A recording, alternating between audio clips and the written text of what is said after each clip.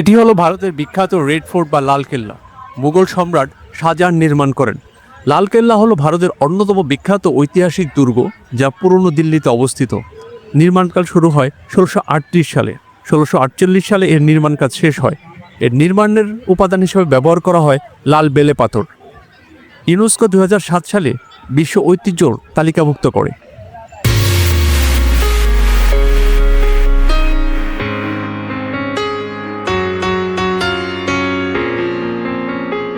আসসালামু আলাইকুম সবাইকে, ঈদ মুবারক। আমি এখন আছি ভারতের রাজধানী দিল্লিতে। আজ ঈদুল আজহার বিশেষ দিন। ঘুরতে বের হয়েছি দিল্লির সবচেয়ে বিখ্যাত দুইটি ঐতিহাসিক স্থান, জামা মসজিদ এবং লালকেল্লা বা রেড ফোর্ট। আজকে পুরো দিনের অভিজ্ঞতা আপনাদের সাথে শেয়ার করব, তাই ভিডিওটি শেষ পর্যন্ত দেখুন। ঈদের দিন হওয়ায় পুরো ওল্ড দিল্লি আজ উৎসব মুখর। চারপাশে মানুষের ভিড়, নতুন পোশাক আর ঈদের আনন্দে মুখরিত পরিবেশ। আমরা এখন যাচ্ছি ঐতিহাসিক জামা মসজিদের দিকে।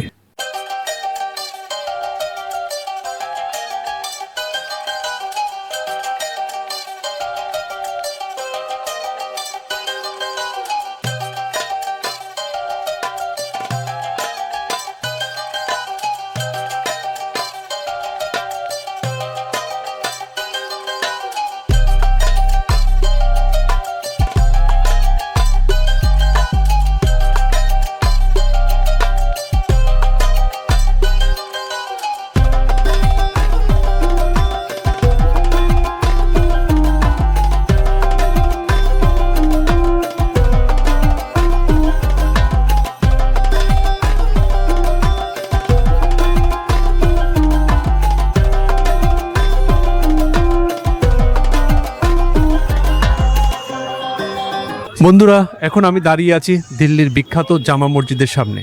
এটি ভারতের অন্যতম বৃহৎ মসজিদ, জামা মসজিদ। এর পূর্ণ নাম মসজিদ ই জাহান নুমা। ভারতের পুরনো দিল্লিতে এর অবস্থান। এটি ঐতিহাসিক ও বিখ্যাত মসজিদ। এটি মুঘল সম্রাট শাহজাহানের নির্দেশে 1644 সালে নির্মাণ কাজ শুরু হয়। 1656 সালে নির্মাণ কাজ শেষ হয়। লাল বেলে পাথর এবং সাদা মার্বেলের অপূর্ব সমন্বয়ে তৈরি এই স্থাপনাটি আজও তার সৌন্দর্য ধরে রেখেছে।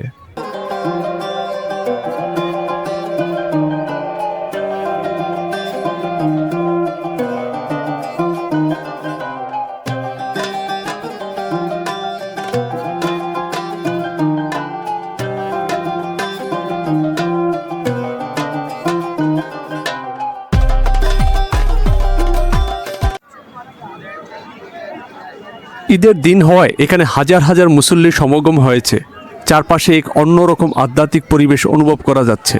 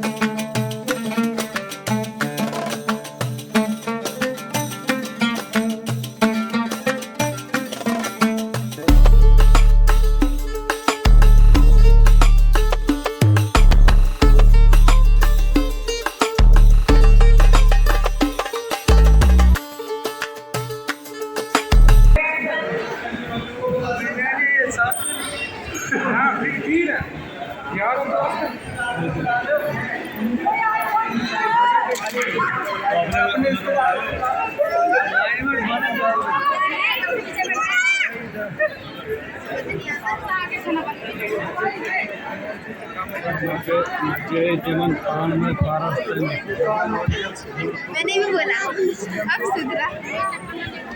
अच्छा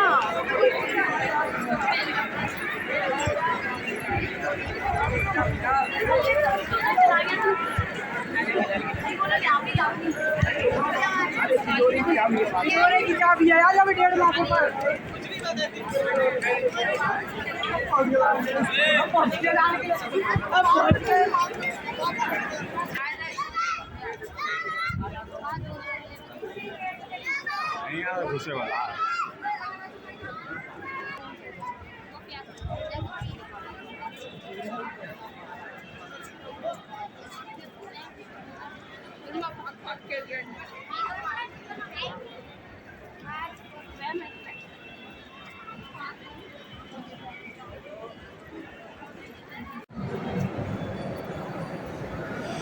আলহামদুলিল্লাহ, আমি এখন জামা মসজিদের ভিতর।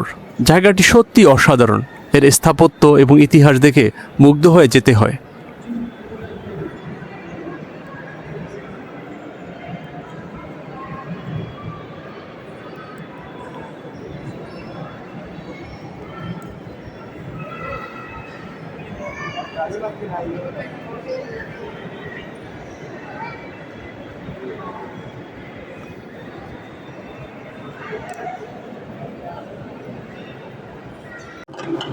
Hello.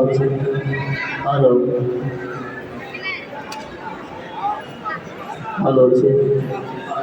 Hello. Hello.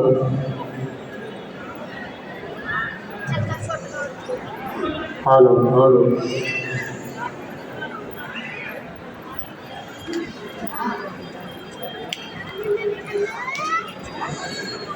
Hello.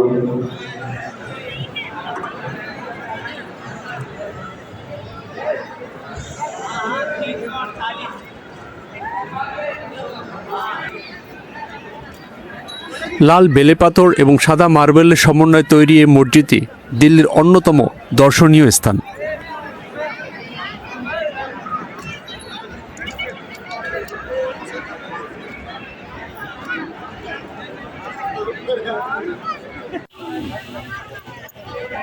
জামা মসজিদের আশেপাশে এলাকায় রয়েছে বিখ্যাত স্ট্রিট ফুড, পুরনো দিল্লির সরু গলি এবং ঐতিহ্যবাহী বাজার, যা পর্যটকদের কাছে খুবই জনপ্রিয়। নামাজ শেষে আশেপাশের এলাকায় ঈদের আনন্দ আরও বেড়ে যায়। বিভিন্ন রকমের খাবারের দোকানে মানুষের ভিড় দেখা যাচ্ছে। আজ ঈদের দিন, তাই আমি এখানে যতগুলো খাবার আছে একটু একটু করে টেস্ট করব। পুরনো দিল্লি বলে কথায় আছে, দিল্লি কা লাড্ডু যে খাবে সে পস্তাবে, আর যে না খাবে সেও পস্তাবে। তাই আমি খেয়েই পস্তাতে চাই।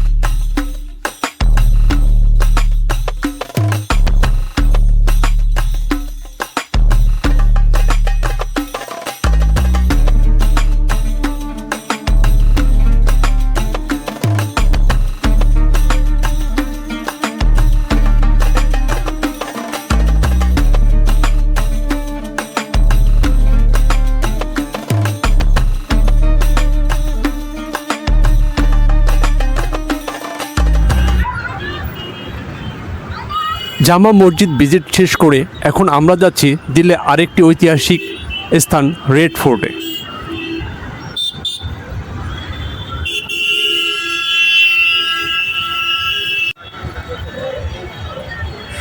বন্ধুরা, এখন আমরা হেঁটে যাচ্ছি লাল কেল্লার দিকে।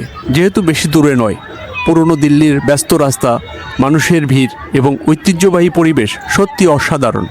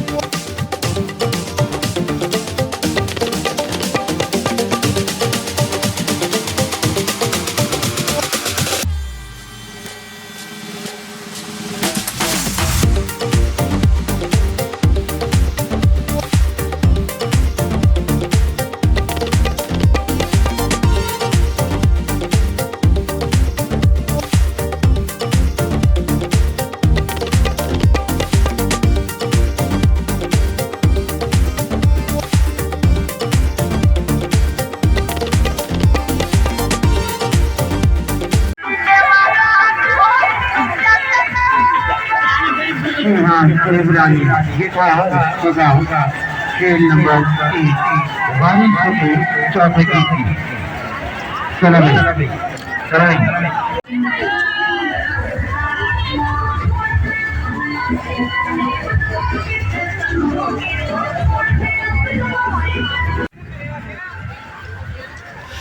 এটি হলো ভারতের বিখ্যাত রেড ফোর্ট বা লালকেল্লা। মুঘল সম্রাট শাহজাহান নির্মাণ করেন।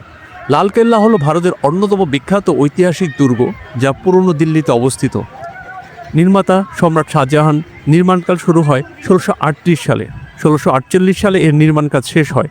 এর নির্মাণের উপাদান হিসেবে ব্যবহার করা হয় লাল বেলে পাথর। ইউনেস্কো 2007 সালে বিশ্ব ঐতিহ্যর তালিকাভুক্ত করে। লালকেল্লার বিশেষ কিছু আকর্ষণীয় স্থান রয়েছে। নাম্বার 1 লাহোরি গেট, এটা হলো প্রধান প্রবেশদ্বার। নাম্বার 2 দিওয়ানি আম, এটা হলো সাধারণ দরবার। নাম্বার 3 দিওয়ানি খাস, এটা হলো রাজকীয় দরবার।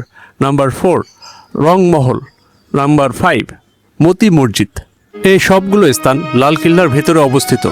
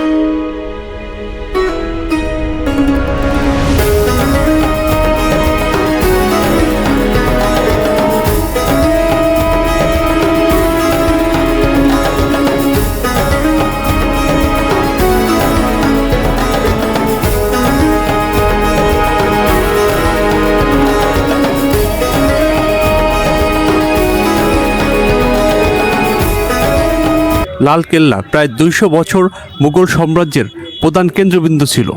প্রতি বছর ভারতের স্বাধীনতা দিবসে 15ই আগস্ট উপলক্ষে ভারতের প্রধানমন্ত্রী এখান থেকে জাতির উদ্দেশ্যে ভাষণ দেন। এই বিশাল দুর্গটি ভারতের ইতিহাস ও সংস্কৃতির এক গুরুত্বপূর্ণ প্রতীক। ইউনেস্কো বিশ্ব ঐতিহ্যর স্বীকৃতি পাওয়া এই স্থান প্রতিদিন হাজারো পর্যটক ভ্রমণ করতে আসেন। রেড ফোর্টের সামনে দাঁড়িয়ে সত্যি ইতিহাসে স্পর্শ করা যায় মুঘল সাম্রাজ্যের গৌরবের এক অনন্য নিদর্শন এটি।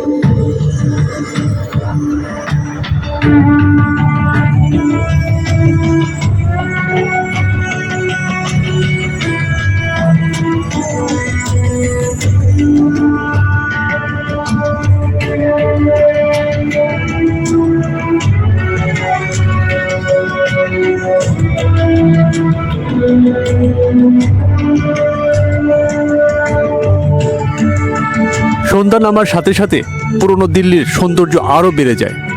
ঐতিহাসিক স্থাপনা আর মানুষের ব্যস্ততা মিলিয়ে এক অসাধারণ পরিবেশ সৃষ্টি হয়েছে। क्या सोच रहे हैं आप? लाल किला और सुनहरी दीवार, और क्यों नहीं, पत्थर की दीवार हूँ, पर हूँ तो इसी देश की मिट्टी से बनी, इसी भारत भूमि से उपजी। यही तो मेरी मातृभूमि है।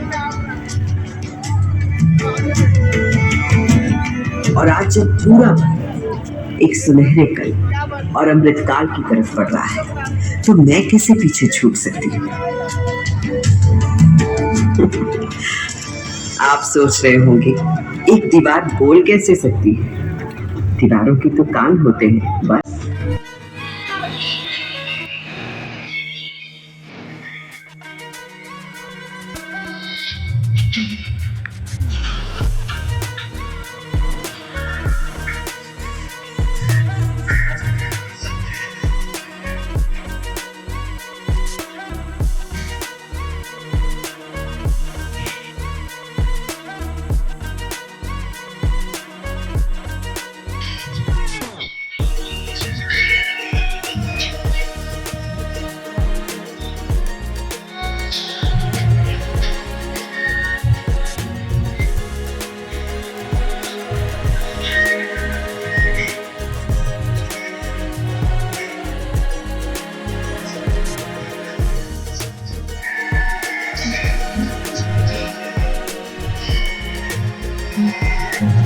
বন্ধুরা, এভাবেই কাটতো আমার ঈদুল আজহার বিশেষ দিন।